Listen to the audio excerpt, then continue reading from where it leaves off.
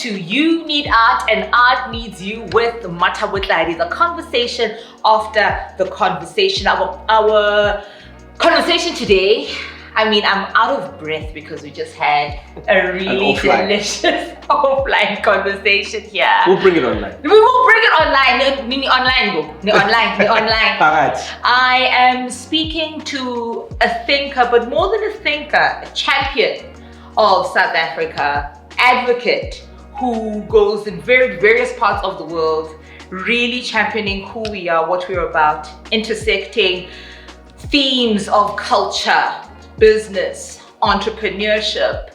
You know him as the guy whose crash outs on social are are for the benefit of public conversation and policy making. Zimasa Vabaza. I'm good, thank you. What a lovely day to be having such impactful conversations, and I'm really happy to be here. I think the first thing you said, there's a special way that people kind of introduce themselves here, and I've been thinking about that while you're talking. I'm like, yeah, I'm gonna do it. But I think it starts with the name. Yes. So on this show, we love to land our conversations, or at least begin our conversations by understanding the mandate that has been placed on you by a name, right? Because you don't get to choose what your name is. Yes. And even if you go to Home Affairs and you redo the process, it doesn't take away from the fact that your first mandate was given and you chose to change. Yes. So Zimasa, what is the mandate? And do you feel like you've lived up to it? Wow. So, okay. The name firstly means one who blesses with his presence. Sure. We are Zimasa. So wherever you are, it is a blessing. That's why you have blessed us with your presence.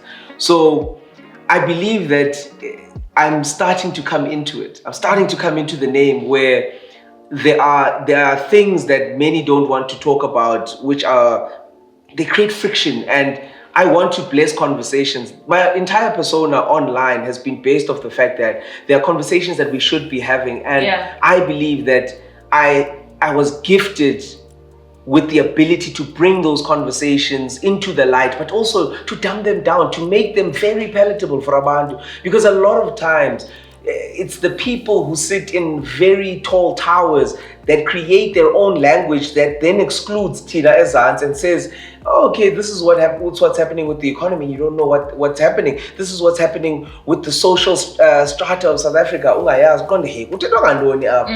And it's unfortunately one of those things that we are now in the midst of when it comes to South Africa relative to the rest of the continent. It is too highbrow.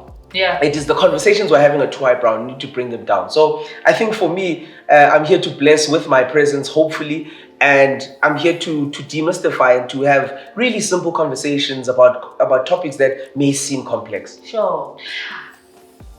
For an individual who has the kind of insight as to what is happening in the country, Zimasa, at any given point, you could use this knowledge for self-indulgence. When I look at your content, it is content that really drives conversation, but awareness, as you said, right? The idea of language, who gets to be in, who gets to be out, who gets to participate, who gets to be observer, and at worst, who just gets to be an individual who is feeling the impact of conversations.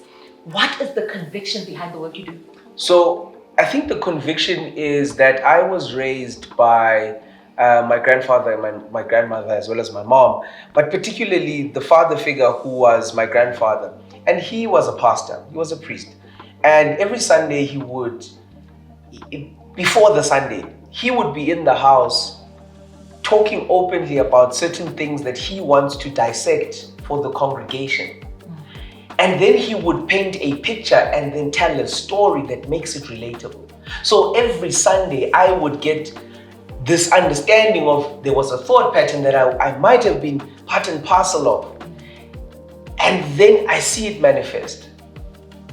What I then understood was the power of being able to articulate yourself succinctly. What are you saying? And that was something that I learned from an early age, to read, to understand, but also to be able to translate it to people who might not. My grandfather was able to write books, and they became settled books in provinces like the Eastern Cape and the Western Cape. And how he wrote those short stories was him taking off his white little pastor's collar and going into townships, going to spaces where priests and pastors shouldn't be going into, and he would sit and would have normal conversations with people. Sure. And based on that, he would understand the very essence, the blood that flows through communities, that flows through regions, etc. So because of that, I grew up with somebody who kind of put that in me to be able to say, if you have an understanding, if you have an angle on something that people don't see, you should probably share it, because it could unlock a lot of things for Abantu needs. Sure. So I am driven by the need and the want to share. My archetype, because I'm a marketer and advertising and strategist, I am a sage archetype. I am a sage. I want to share knowledge. I want to take in knowledge. So for me, it almost became, and I don't know if that's because it's who I am, the essence, or it's who I was socialized to be, and then found the tools that I have these talents to share, clear for people to understand. Sure. Listen here, on the point of knowledge, you went to the World Economic Forum. Yes. Davos. Yes. Switzerland. Adorned as a scarf that you speak so passionately about. When speaking about the tourism sector, its potential in South Africa, in your view, how do we strategically integrate the creative sector to be part and parcel of the tourism agenda? We know what music does in terms of PR for South Africa the world over. We know what a myriad of designers, actors, how they represent us, and how we then embody ourselves based on this said representation. So I think the first interesting thing is to understand that as South Africans, we've got to refine a lot more about what we believe is our message collectively to the world. Okay. So when we find ourselves in platforms like Davos, like Paris for the Olympics, for the rugby, etc., like now for Ibafana at the Football World Cup, there's a texture that South Africans have that we haven't put a name to, that we haven't put a sort of like a definition for what it is, and we probably should, right? Or you're trying to liken it to an American dream, something that all anchors us into one idea without saying the American dream. Yes, not necessarily for a shared vision, because it's a different thing. We can have it because we can have our own dream as South Africans in South Africa. That's fine. But this is how we project ourselves. I'll give you an understanding from a tourism perspective and from a brand South Africa perspective. There is a study that exists now that was curated by Tourism South Africa and Brand South Africa, which I work with very closely. This looked at two spaces, South Africa and South Africans, how they perceive themselves across various categories, and then went and asked globally to the audience, but okay, how do you see South Africa? There was a standard deviation when it came, a negative standard deviation when South Africans had to rate themselves versus how the globe and globally we see, they see us. And it is this pessimism that is in the ether, in the air as a South African that we need to get rid of. We need to find a focus. Yes, we can be pragmatic about how we want to do things. Every nation has challenges, but it is in the moments that happened at 5 a.m. on a Thursday when Bafana win and get through that shows how interconnected we are. We are focusing too much on the negative, and the world sees so much positivity in us.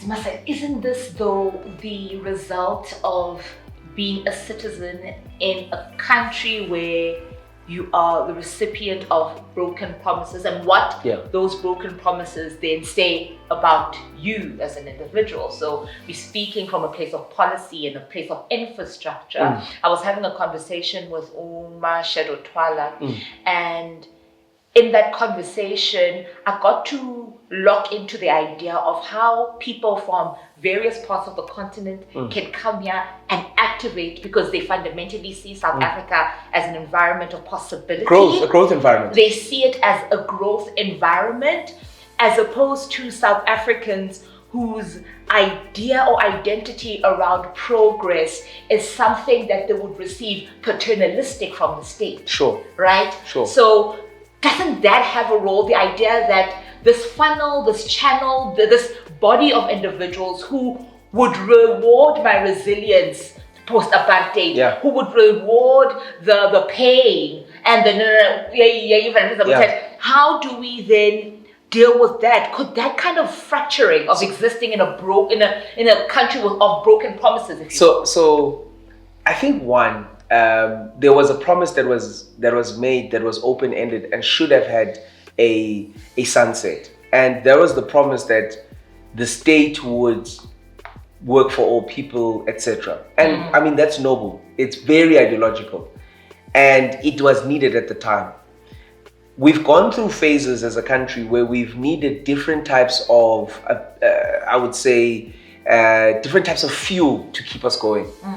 And what's happened is that when we haven't serviced the vehicle that we are driving in as a country collectively, we find that it's now starting to feel like it's not working as well. Now, we're not saying that those things don't exist, but I don't believe that enough South Africans have a comparative advantage to say, I've been to all these places and South Africa lacks in this.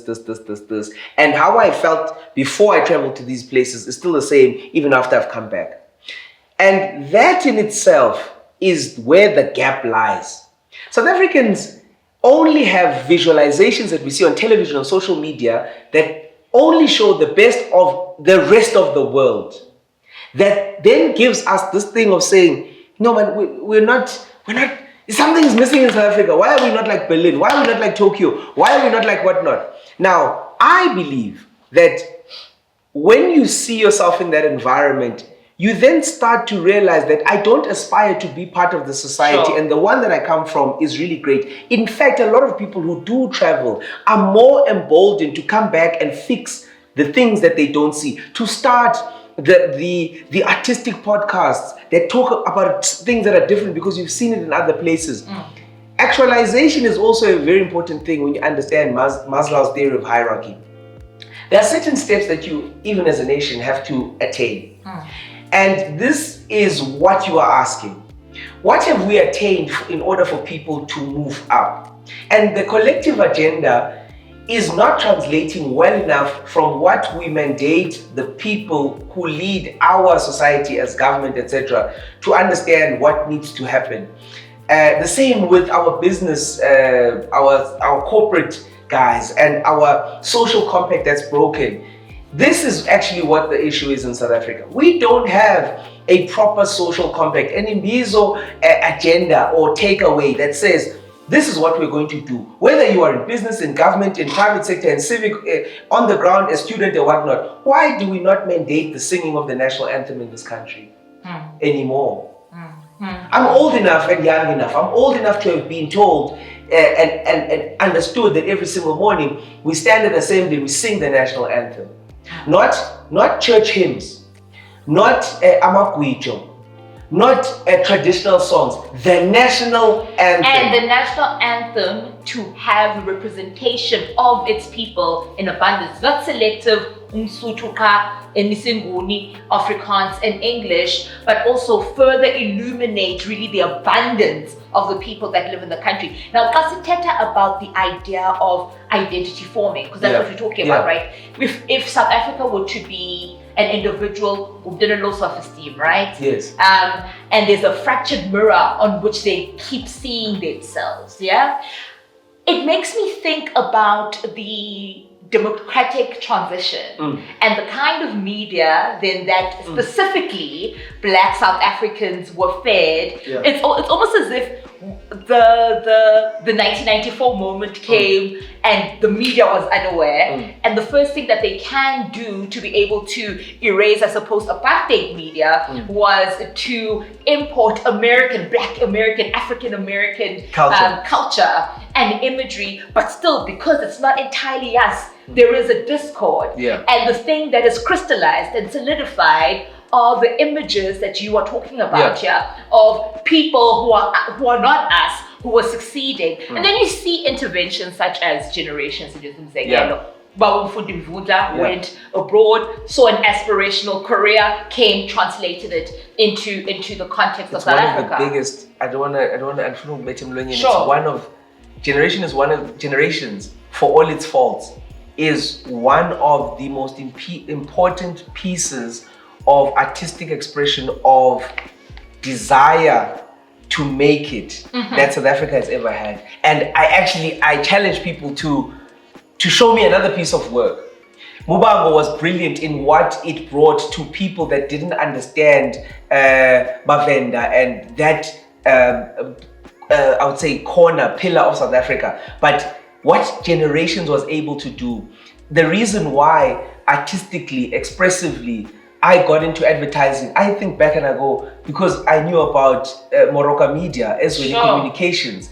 And I said, this is different, right? This is to represent aspiration, to represent success, creative success, financial success, integrity within society, all of these things wrapped into something that was entertaining enough, but not understanding that what it was doing versus, and I mean, we all kind of watched it, The Bold and the Beautiful and the whatnots. It was different and it lived side by side, right? Sure.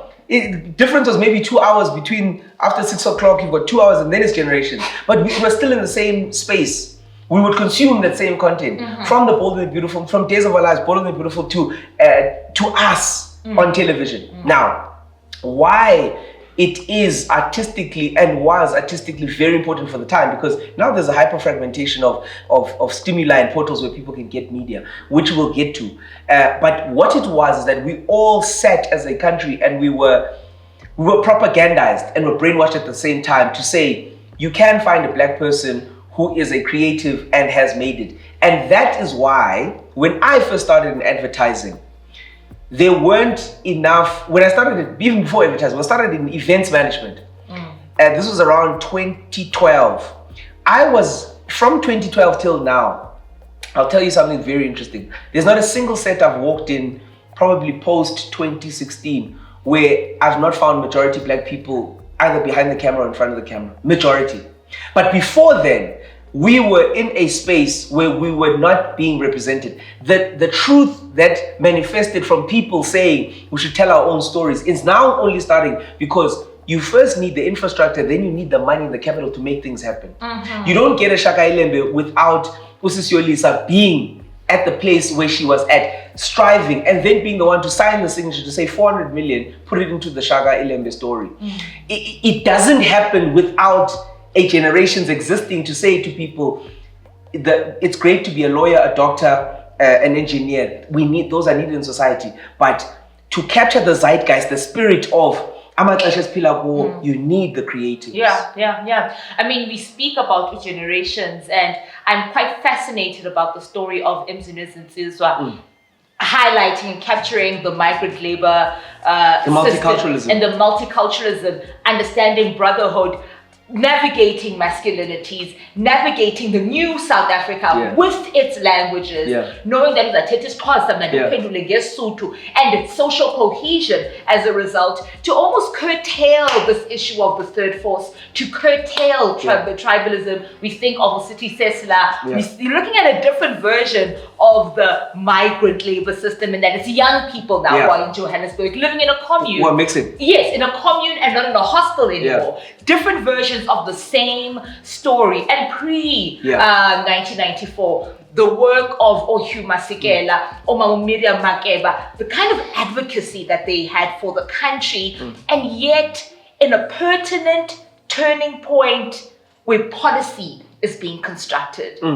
We are not seeing creatives. We are not seeing cultural workers in the room creating policies that will transition us into the democratic South Africa that we know today. Do you know the most interesting thing? When you think back, there was a campaign that was called Open Up the Industry. And it was actually, when you look back now, it was ominous foreshadowing. Because it was at the moment where everybody felt that the funnel to get anything creative, to get to a platform where you could show your creativity, was through this particular door. And when people started to say this door does no longer make sense, it was at the exact time that the digital media space allowed more doors to be opened. Almost at the exact same time. In fact, that entire hashtag, that entire discourse, that conversation, it happened on Twitter, on X, where this platform finally allowed the downtrodden, the overlooked artists, creatives, people, whether you are in industry, whether you are in at the time I was at agency, whether you are at agency level, whether you are a singer, whether you're a designer, people were fed up within the expressive art space. They said to themselves, no, but you must open up the industry. We're tired of seeing the same people, tired of doing that. There was a period of opening up, and that period was actually in by digital media. And it's where I've built a lot of my core functionality, expertise, etc. within the South African and African context. And when that thing opened, it then allowed for people to be more expressive. If I ask you now to put together a cast of young, fresh African people to do a story, a cast, to represent a story, I bet you that you, without worrying about money and all of these things, you would go find me people that I may never have seen before, because the story requires those people. Sure. Whereas in the past, it was the same faces being recycled because the capital behind a lot of these projects dictated that, oh, man, 30,000 a month, simfagusho was E3. It was easier because when you understand how money operates in a capitalist society, the arts is no different from sports. It's no different from engineers who qualify to be engineers but end up being bankers. There is a funnel that exists, whether you like it or not, that funnels the brightest people, that pushes some of the really ones, like, oh, you're gonna rock the apple cart. You're too much.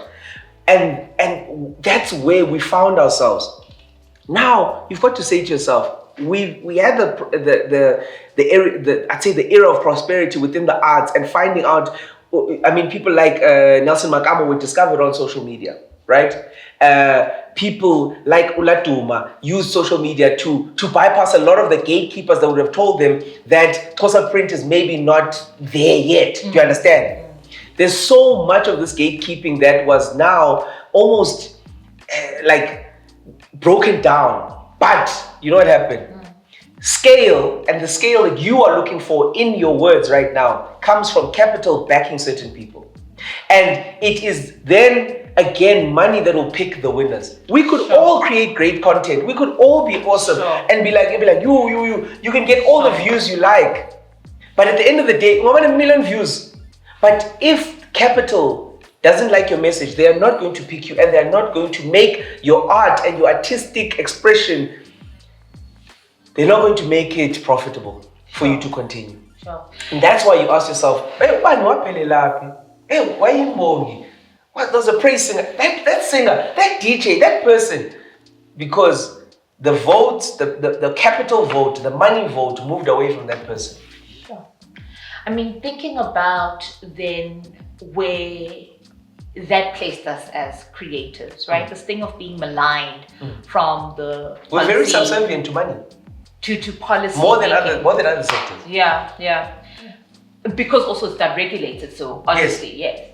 So for me, the egregious nature of the maligning of creatives within the policy making process then found creatives in a state where they are framed as symbolisms more than they are as economic agents, and because now we are symbolic to singabantu be heritage, singabantu be social cohesion, our impact now cannot translate into income because now we are barred from the conversations that would help us transition our impact into income.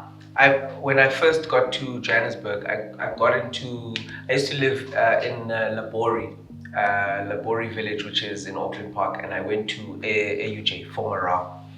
And sometimes I would walk, sometimes I would grab a taxi. I won't say which show, but I got into a taxi and there was a gentleman who used to play a lawyer in one of these shows, and I couldn't believe. Remember, I'm from the Eastern Cape, I'm fresh off the bus. I'm fresh off the bus. Listen, I'm fresh off the bus. And I got into a taxi and this guy, it was still 5 rand to go from that route to a down. And the guy was like, the pass is 5 rand. I turned around, I grabbed it, I'm like, double take. What do you mean? What do you mean? And I'm like, this guy, for my entire, for the last bit of my, I'd say my grade 10, 11, 12, he's been playing a particular character on television. How is he in a taxi and we're both paying 5 rand? So I agree with you. There is a huge disconnect when it comes to us giving you the platform to be a symbol, but then not rewarding you correctly enough. And then we come to this unionization thing, which is so important. I don't know who needs to do what, where, how as creatives. I always advocate for my sector of the creatives, which is the creators, the new age creators, your influencers, your amplifiers. I advocate for them, and at some point, as somebody now who is post 35, I need to be in a space where I say, maybe I should start it. Maybe instead of me talking about it and kind of pseudo-intellectualizing it, middle-classing it, I should actually be like, let me call 200, 300 people who are creators into a room and let's start the union. Let's figure it out as we go. We might not figure it out immediately, but I can get 200 people who are creatives, young creatives, older creatives, and we sit in a room and we say, let's start a union, guys, because this union will allow you, who is actually making 150,000 rand a month, to walk into a dealership and get a thing, because you'll have the backing of a union that says, we've got the balance sheet to allow these creatives who are part of our association to get cars, to get houses, to get properties, to start to invest. And that is where true wealth, true stability for creatives will come from. You are a creative, you've got a massive idea, we've known you, you've been an actor, you've been an actress, you're an artist, you're a singer, you're whatnot. Maybe you want to buy 100,000 rand equipment to put into a bar to do live shows. Who's going to give you that 100,000? Maybe you are somebody who wants to get new equipment to build 5 podcasts that run at the same time. We don't know. Where do you get that type of money? That type of equipment costs hundreds of thousands of rands. We as creatives are now at a very interesting sort of precipice where we are now pulling a lot of the rands away from certain parts of traditional media. So a lot of money is being pumped in. If we don't build something while the till is ringing, when the till stops ringing and AI takes over, and it's a huge problem that we have to talk about from a creative perspective. If we don't build something, we're going to be out marching on the streets saying that they no longer hire models because all of the models are AI. Look at any industry right now. There was a burgeoning industry that would be FMCG. These are your cool drinks, these are your burger places, these are your whatnots. These guys now use short AI adverts for digital media. They no longer do call-ins for people. They no longer bring people behind cameras. They no longer do the sound people, the lighting people, the whatnot. They just press on a computer, boom. Whereas they would have spent 200,000-300,000 rand, they would have filtered in for a campaign. Bro, they're going to spend 30,000 on AI tokens and they move on, and they will then take another set of the budget, and then it makes financial sense. We've got to understand creativity from a money perspective just as much as we understand it from an expressive perspective. If we don't formalize what we're doing, we're going to be out in the mud almost immediately. But it's a formalization, Zimasa, because like you said, cash is king, right? Yeah. And there are people... Collective cash is even... Forget king, it's the emperor. Right? Yeah. So my issue is with the realization that a lot of people who are backed by money can't speak, can't use the influence that they have to really drive industry-focused initiatives and ideas forward. What they can drive is themselves forward, right? They can drive businesses forward, right? They can be embedded on the continent, but when the continent is burning, they're silent because inherently they don't represent the continent. They represent themselves, their interests, and the businesses that back them, the industries that back them. Now, when speaking about unionization and speaking about collective bargaining, how do we do this in a way where we are not antagonistic to people who we understand who still inject money, who still we kind of understand why utule. We understand it's like the rose-tinted glasses. So my sister and I are 5 years apart. Right? She's also a creative, bustling, talented. I'm the creative who in before her trying to figure out what's going on. And as a result of that secondhand trauma, she's like, Sana, count me out. I don't want to rock the boat. I don't want to rock the boat. Count me out. Second to that, very much the girl who was part of Fees Must Fall. By the time she got to matric and went to university, she's like, it's like,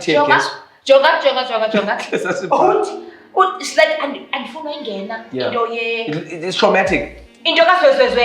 Miss me, right? So there are a lot of people who are silent not because they are inherently malicious. They have mouths to feed. They have families to champion.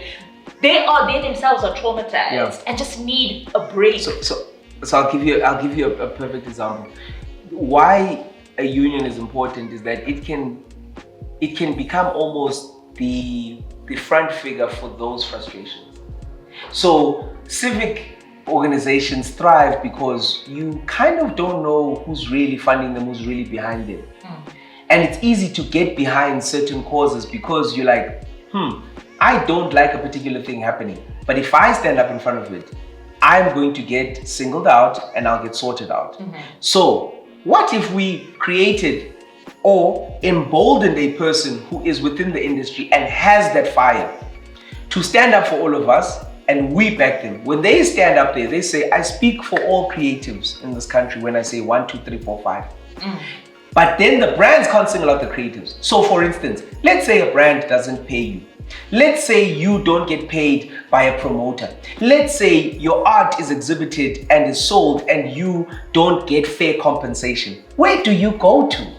You understand? But if you have this collective platform, you can say, here's the evidence, please go fight for me. And also you can even verify bogus contracts. 100%. You are able to even cross-reference clients in amongst us. The standardization of contracts will go through that union. It will through the collective fees of people, be able to go to lawyers to write the most ironclad contracts for different types of creatives, whether you are a performer, an industrial performer, right through to a sound engineer, right through to a content creator, right through to a director, a videographer, an editor, to a musician, to the lighting person, to a whatnot.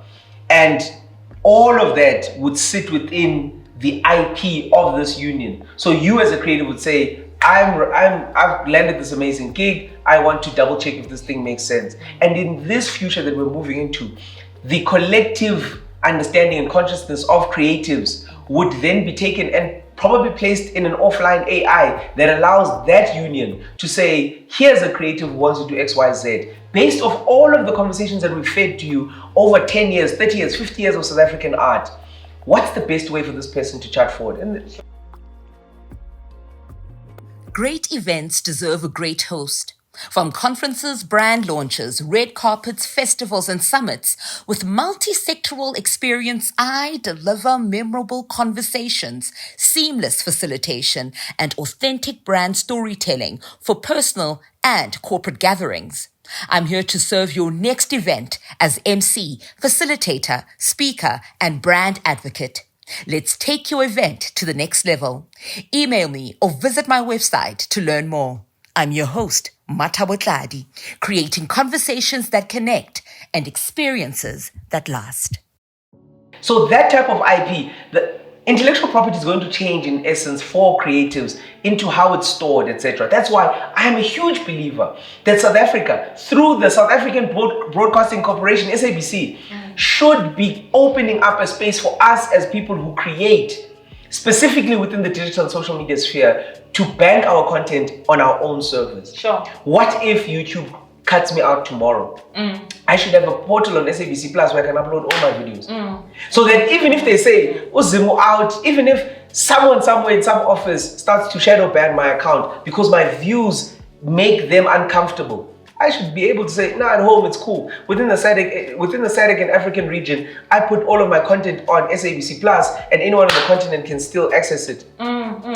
This is what collective bargaining, collective ideation, collective action allows. So in order for us to move our creativity, in order for us to move from insecurity to proper security when it comes to you saying, you've got all of these contracts, you've got all of these things, how many people can't leverage their money at a time when they're doing really well to get into things that will offer them security, like Zindlu, cars, etc., within the creative space? And we're going to be the same people that are going to come back and say, when you go show on Netflix, was this person not on what was it? It's because they don't have a backstop. We have to create the backstop. And I'm sure with this kind of union, you're able to business-proof yourself as well. It can act as your surety.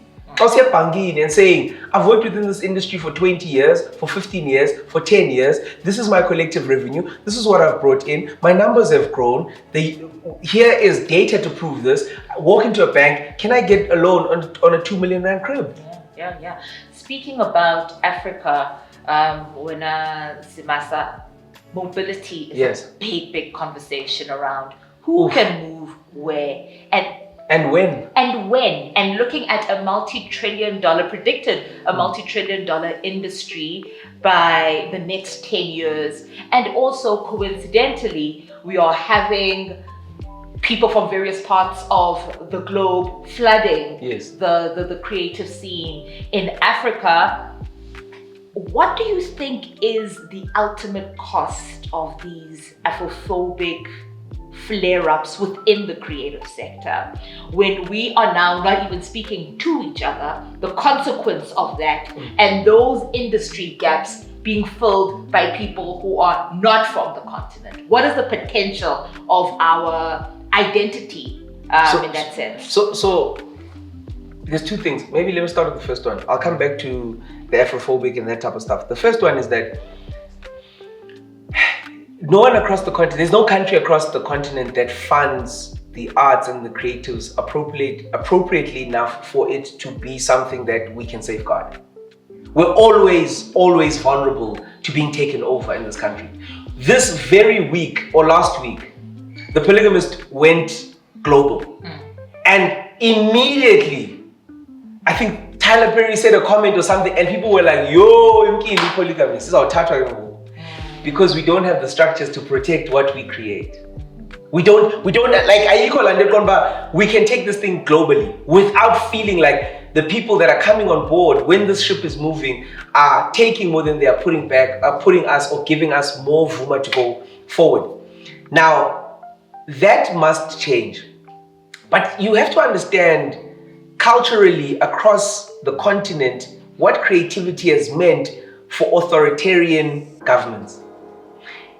Art is able to galvanize people against the state faster than anything else, faster than politicians, faster than anyone. One song by a singer, by a talented person can be sung as a form of protest, can be sung and understood and can place the facts as they are. And once people start to sing something, then they can take it in and then they will understand the message. And it's very hard for you to take them away from that. That's why song was so important during the apartheid space, because it allowed people to express themselves. You didn't even have to sing it for the people who don't want you to be singing. You could hum it and it would have the same impact on you because you understood the words behind that. That's step one. So how do we get to protect our creative space and how do we get to take it global without feeling like it's going to be stolen from us? Well, I'm going to now move backwards to give you the foundation. What is important for South Africa is that and the rest of the continent is for us to have a deeper conversation around order. Order. Order is a very interesting thing. It is the thing that you can't touch and or express that gives you comfort when you land in a first world country. Order. Order gives you the freedom to say, I could invest 10 years of my life trying to become an artist in this city, not anywhere else. Controlled chaos is lovely because artists thrive on controlled chaos. Because it's chaos within a space. We'll sit there and we'll vibe and we'll get the spark and we'll do those things. But that is but a small and minute portion of how creativity comes. Creativity comes from the world around us. It's very hard to be creative when you're not seeing things move in the right space or change. We need to balance. In fact, I always say, we need to clutch balance this feeling of wanting to expressively be people with a lot of ubuntu while we are struggling with our own internal battles. I have this very interesting way of looking at it. I grew up in a family where we were lucky enough to be middle class, and we always had a cousin from Elalini, someone who was downtrodden, who was whatnot, who would always come stay with us 6 months, 7 months for them to get up onto their feet. But they always, after getting up off their feet, they would thank us and they would move and would take in the next cousin. It's something that we did. But you have to then say to yourself, we had created a system, an orderly system and a framework that allowed for people to say, Singayohlala pa kulandlu. We can go stay at that house because it will give us this order. Now, I doubt that things would have been the same if the situation, the economic situation that we were faced with as a household changed. We would not have been able to take in the cousins Aselali. We would not have been able to maintain the orderly framework that we had. That meant that Zimasa is going to school, and he's now, with the growth that we're having, Zimasa was here to Model C school. You understand? He's gone to the black school, he's gone to the colored school. We've now we're at a point where we can send him to the Model C school. Order, framework created that. Now, what people are looking for in South Africa is order, more than anything else. Everything else is noise. It's order. South Africans are the first people to point out disorder. I don't like CBD. When's I learn CBD? Hi man, kuba nkose peria emonti. Kuba kunjani? Hi mo guys, when's I learn kasi? Hey, did you see it? Ekaselten? They've got a new park and whatnot. Order. We point out order. I'll get to the Afrophobic conversation, but I want you to understand that this conversation that a lot of South Africans are not able to articulate is the need for order. Order when it comes to criminality. Order when it comes to maladministration. Order when it comes to the priorities of government. Order when it comes to the prioritization of the people who vote for the government. The government is a representation of us as Abantu. We are building a house. We're building that house that Zimasa could live in, and he knew he had opportunities. But we never for a second brought in 4 or 5 cousins at one time because we knew we could not, that would create disorder for us. No capacity. What is important for everybody to understand, South Africa is not against Pan-Africanism. South Africa has realized that there is a well and present danger of being irrevocably disorderly. And we as the citizens are ringing the alarm. It has nothing to do with whether or not we love our brothers or not. And it is the factions of people that inflame violence that we as people who understand what is going on and what is needed say no. That ayikho lento nenzayo, because this is not what it is. We want legality to thrive. We want order back in our societies. We are going through that period of order because we find ourselves having all of these commissions and suddenly people are going to jail. Order is being slightly restored in the minds of people. There is consequences. Because for the longest time, ask your parents, they said, abantu bayazenzela. Zenzela is suddenly stopping. You are seeing Parliament for the first time operating at a level of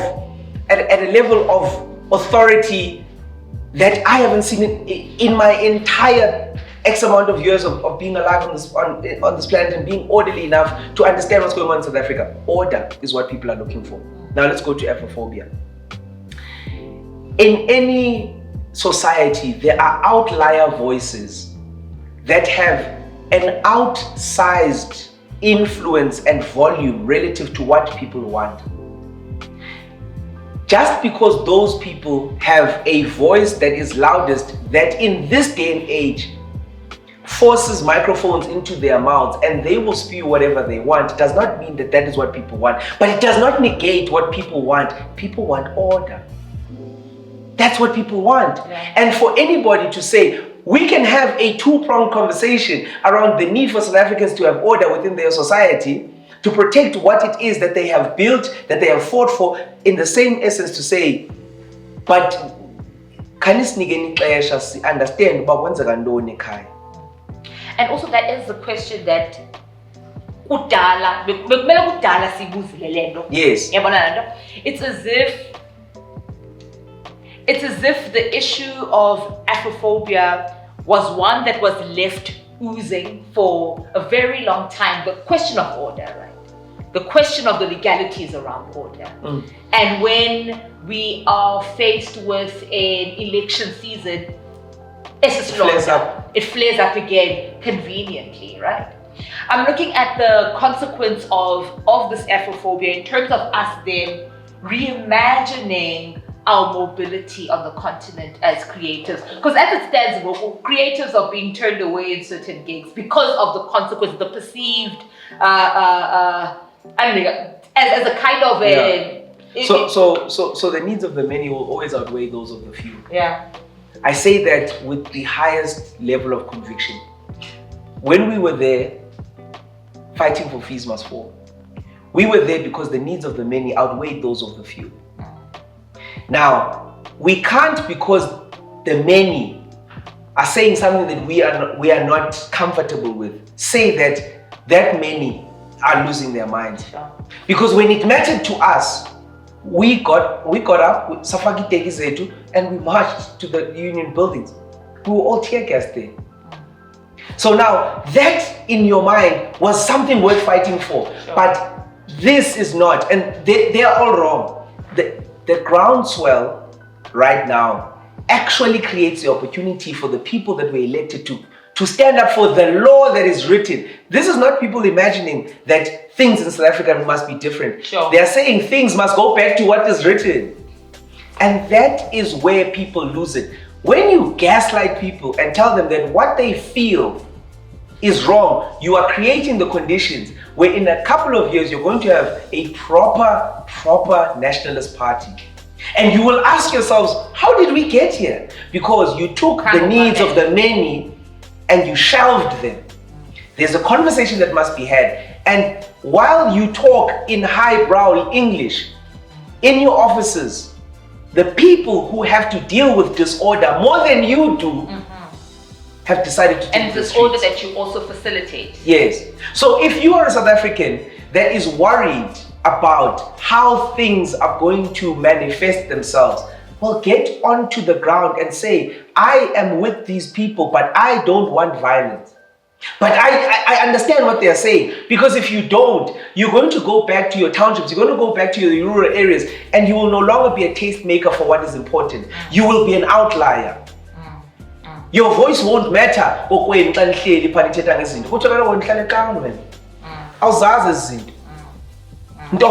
Soft, and the needs of the many will always outweigh those of the few. This is a seminal moment in our country, where we should face what we've always understood to be something that is backsliding, to say we want order back in our society. Yeah, and it goes back to that point that you were talking about, the value of the imbizo coming together, congregating. That was our offline conversation, where Imbongi, the creator in the room, would be able to curate conversations about that matter. Because see, we hear the statistics in terms of just how vibrant South Africa is as a nation of debate. But we are speaking past each other and not to each other, 100%. and leveraging on whatever it is we can in conversation to flex how we've escaped. See, sisindile thina from such conditions, or sisindile thina from such backward thinking. With the loss of nuanced conversations, that's where we are. As a result of lost conversations, where you can just say a word and galvanize abantu 100%. en masse. Yeah? Because there's a feeling that they understand that is ever present in a lot more people and growing faster than what the middle class, a lot of the middle class, unfortunately, how they feel versus how the masses feel. The polarization is now starting to be lopsided. The people who are saying something is off are now going to outweigh those that think, guys, overreact. Because we saw the value of creatives when we were fighting for freedom. Yeah. We see the value, in particular, the golden era of television, the golden era of media, which was the early 2000s. So moving into the 90s, phasing out African American television, seeing more representation, regionalizing it in many senses, and now we find ourselves in a precarious position as practitioners, where we are asked again to be advocates for what is right, when we are still trying to balance the dignity of having food on the table, the dignity of having a roof over our heads. That's what actually enslaves the middle class, by the way. Statistically, you are 3 paychecks away from being part of the mass. Because in 3 months, your landlord says, I've tried, you need to leave. You understand? And even the order can't defend you. So suddenly, that is what enslaves. Because you don't have the breathing room to be truthful about how you feel, to understand and empathize with people that say something's off here. The same people that, if you are in the rooms that can change things for people and you're not, you're part of the problem, really. So what you're saying is there is no point to pandering to money, because that's essentially what we're doing, right? As content creators, as creatives, by keeping quiet or just brand work. I'm in this country, seeing the country burn, didn't do a brand work. Or you're also saying that this pandering will only protect you for a while until now where you're part of the masses. And now you will come back and you will be more firebrand. But in actual fact, like 3 months, and you then became radicalized. Yeah. Because the security that you thought you had, it comes in. Now you're going, whoa, hold on. Anando, asinando. So there is this bridge, thinly veiled, bridge where you could move backwards. But the problem is that you're not understanding how you can use your privilege to help abantu to translate their feelings into something that is tangible at the tables that you sit at so that people can understand. It is up to us to have conversations at a deeper and more impactful level. I have a lot of African friends across the continent, and when this conversation started, I had to bring it down to a level that they would understand. And then I would say, sure, it's awesome that you're saying all of this, but London. When I meet you, say London. So I'm on the ground more than most people. I had this conversation offline saying that I traverse this country every single week.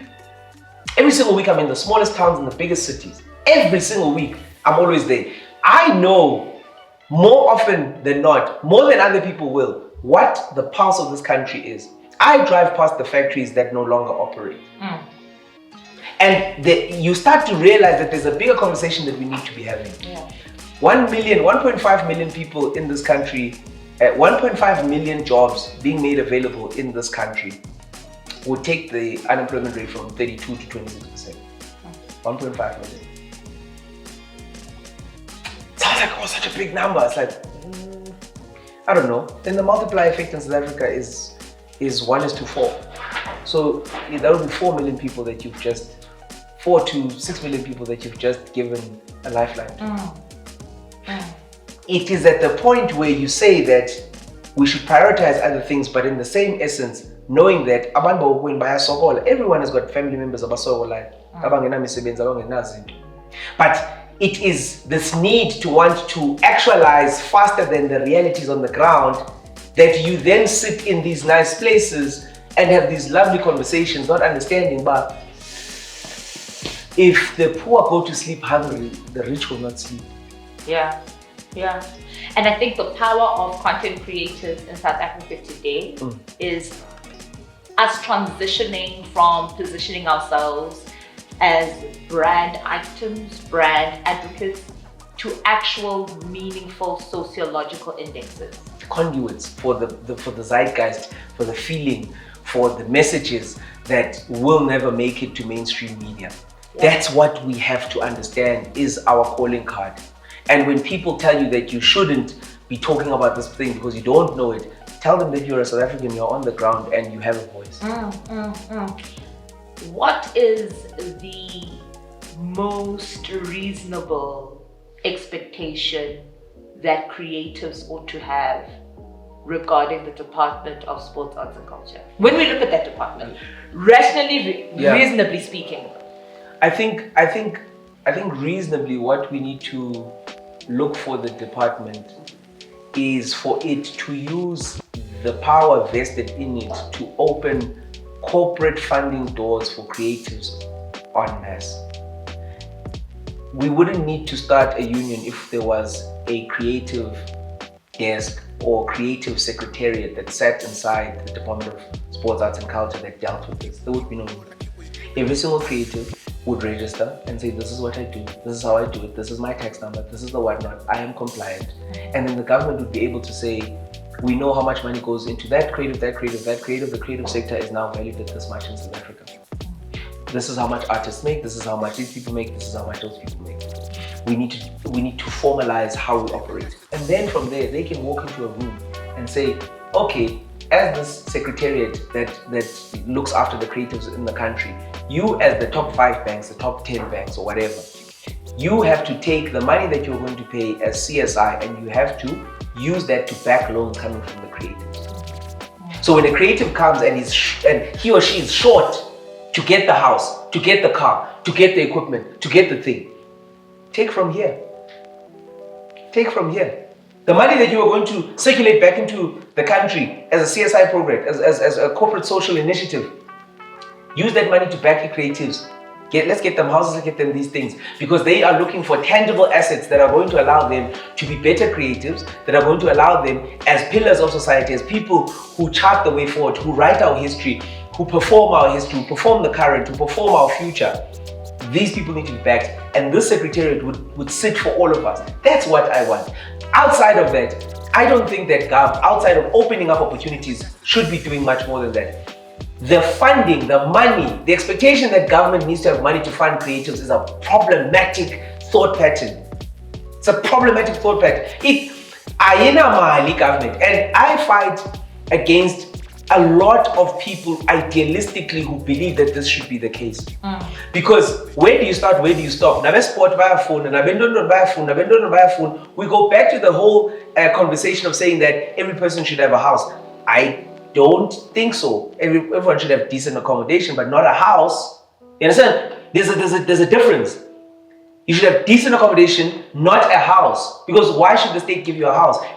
I'm problematic myself, but I challenge the status quo because I understand more often than not what fiscal constraints we as a country are dealing with. And if we continue to become the most indebted social state without really pushing reforms at the same time, growing the sectors that are going to give us more money into this country, like the creative sector, right?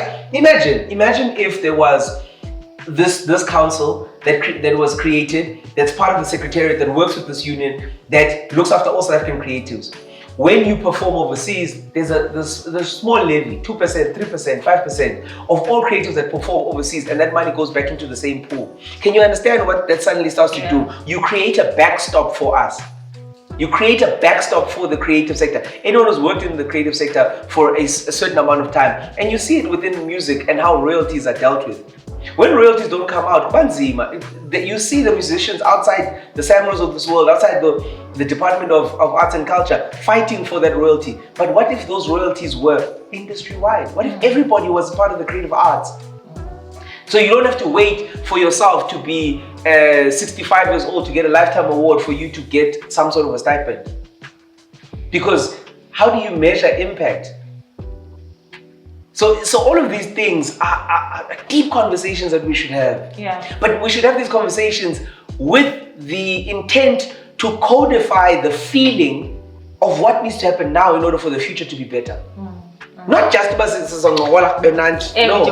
no. How do we protect the interests of people? How do we, I'm going to say something very controversial. What if, as part of all of this beneficiation, we decided that creatives who have done X, Y, Z will be the same people who get social housing, the opportunity for social housing, so that they may never be in a position where they don't have income. You understand what I'm saying? I think. So how do we? Germany or Finland does something. How do we rework some of these policies that exist? How do we reallocate? Exactly. That's what I'm saying. So there's a lot more that we can do in this country with what we have without indebting the state and wanting and expecting more to come out. We can use the same things. What if any industry or any multinational corporation that comes in and invests into the country also puts money into this fund?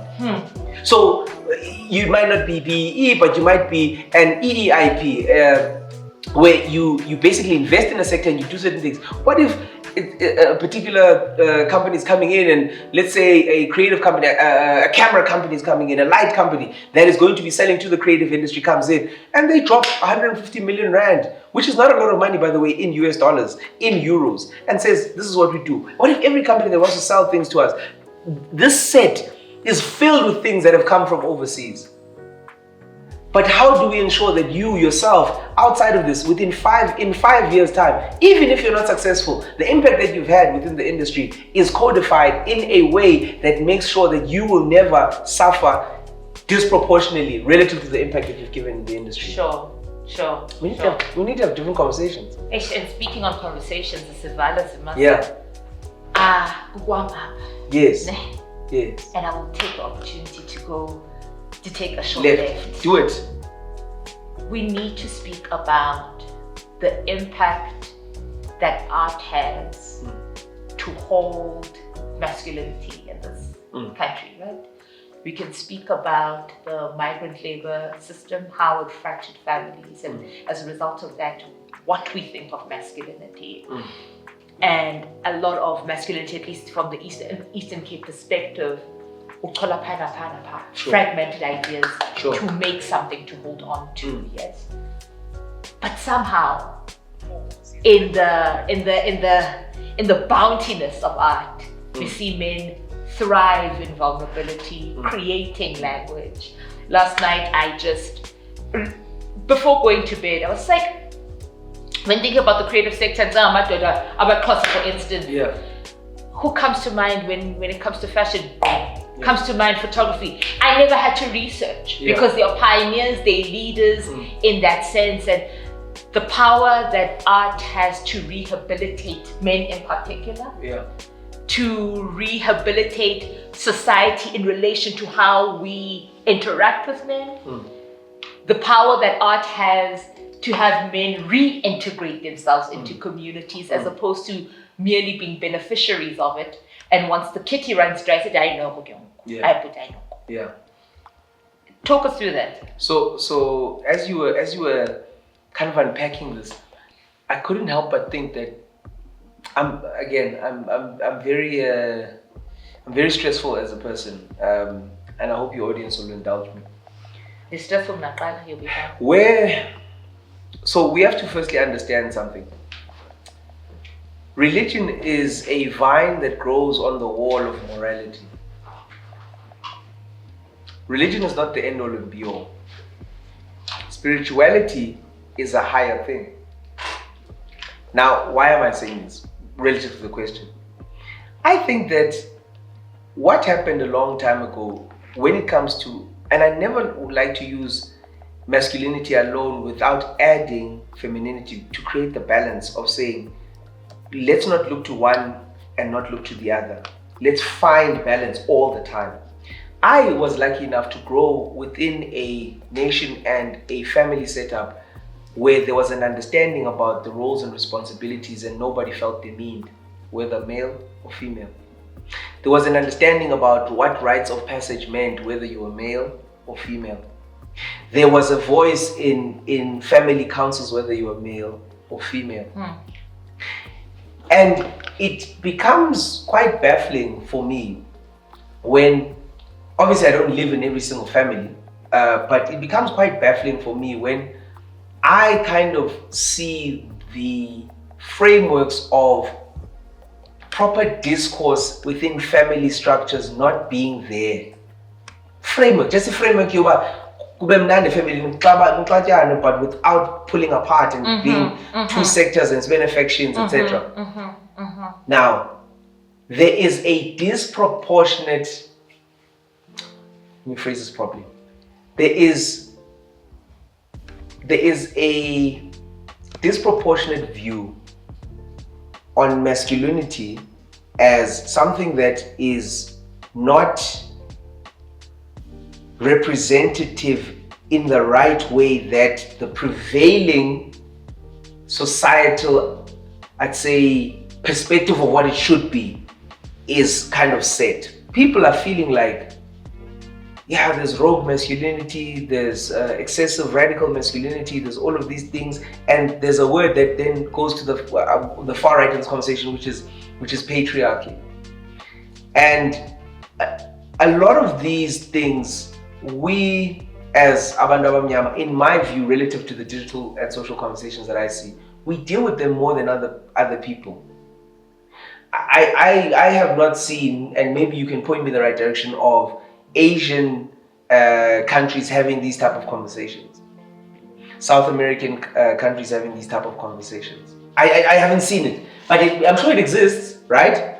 But within the discourse of who we are as a people, we have found it easier to break ourselves and our structures down instead of saying, how do we reform them equally to create the equality that we're looking for? And we need to challenge ourselves as Abantu in South Africa to say, what is wrong, Makal, and what do we need to fix? The easiest thing in any sphere, in any room, is to be a critic. The hardest thing is to be somebody who wants to find a solution. Now, I would love for people within your platform to, when they see this and they want to comment on this, I would love for them to find and to be solutions orientated and based within that. Everybody understands what the problem is. There are people that go over the line, and there are people that are within the line. There are people that are on the other side. We need to say to ourselves, what does balance look like in how we have intercultural, interpersonal, interfamily, interpeople to people relations? What does that look like? What do we want it to look like? There is a cultural, not even a phenomenon, a trend where abafazi are now the leaders of society. Not will be the leaders of society, are the leaders of society. I mean, that's a Joan Gamble.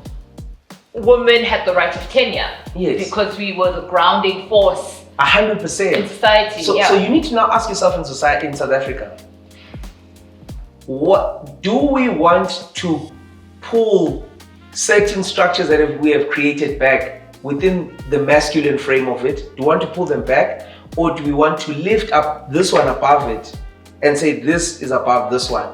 What does our society look like when we have done that? I don't know. This is a conversation we need to have. When somebody, and I'm very controversial, when I sit with a lady and she says to me that South Africa is antagonistic to women, I say, okay, but we're one of the few countries in the world that has codified that there will be equality and even I would say, an oversized emphasis on ensuring that abantu abangomama, abafazi within our society have place, have voice, have means. We're one of the few that we have gendered it into constitutions, into our law. We've codified it. So when somebody says to me, no, but this thing's not working for me, I say, what's not working for me? What's not working for you? Legally, there is not a law that is against abantu abangomama that I can find, but you can tell me if there is. That is against. Sure, I think there is though a disconnect between the application of the law and context. But then you need to then ask yourself, within the levers of power, do you think there are more men or more women working in government, which is a representation of us as people? Yeah, I think the conversation there does also lie in the frameworks in which women work in, right? So are they conducive to me existing in this space? Because you also have to understand that a society and the grouping of people will always be pushed in a certain direction, and that direction happens to be pushed by the leaders of that cohort of people. So the champions within the female space, within the structures, what are they doing to create that parity, to use those laws to create these things? I challenge abantu abangomama base South Africa to call their female leaders into order, because the codification was step one. It was not a victory. It was to say who's 0-0. Now to move forward, when departments like the women, children, and people living with disabilities doesn't get funded, there's no outcry, because that's the one that's supposed to look after particular needs. But the need to want to point out problems rather than to come with solutions is the one that is going to create these problems for us. Because you should be able to say, we're going to do a movement that's going to target this particular thing, that's going to do 1, 2, 3, 4. The easiest thing is to be a movement that tells people what's wrong in society. It's so easy. I can start one today. The hardest thing is to say, how do we find parity? I take umbrage on the fact that I don't have a take a boy child to work day. I take umbrage to that. I'm not happy about that as a South African male. Because it is going to create in 10 years, in 20 years, the same cycle of imbalance that is then going to result in the boy child lashing out. Once again, Pinning. Exactly. So at the end of the day, I think that the conversation around where masculinity sits should be a conversation that should always be had with where femininity sits and what balance looks like. I always feel like creativity is a space where it equalizes. Yes. And if you can paint, you can paint. It creates a space of equity. Allowed vulnerability. Yes. Because we're listening to the same thing and we're hearing these words. Yes. These words are in themselves neutral until you interpret them, and there's 100%. space for them, right? There's something to that. There's something to that. But thank you for indulging me on that. Yes, on that little off-ramp. That off-ramp. Don't worry. It's important. We should have this, because within socio-economics lies socio. Yeah. 1000%. Zimasa Vabaza kakhulu Thank you so much. Thank you so very much for your generosity, and as you do on social media, inject hope to those who are at the cusp of being armchair critics, those who are at the cusp of romanticizing frustration. How do we alchemize frustration into action? Thank you so much, sis. Good people, my social media handles are at the bottom, and remember that you need art and art needs you. Mwah! Cheers, guys.